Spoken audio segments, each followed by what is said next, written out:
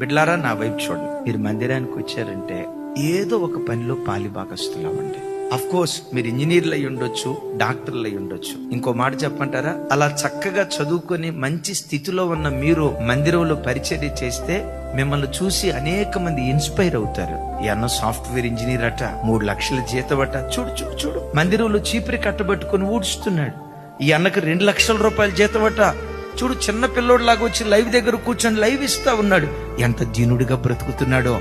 వాళ్ళని చూసి మేవెందుకు అలా బ్రతకూడదని నీలాంటి వాళ్ళను చూసి రాబోయే యవ్వన తరం ఇన్స్పైర్ అవ్వనుగాక. సంగమా, మందసాన్ని ఒక్కడు మోయుడు, రథాన్ని ఒక్క గుర్రం లాగదు, ఎద్దుల బండిని ఒక ఎద్దు లాగదు.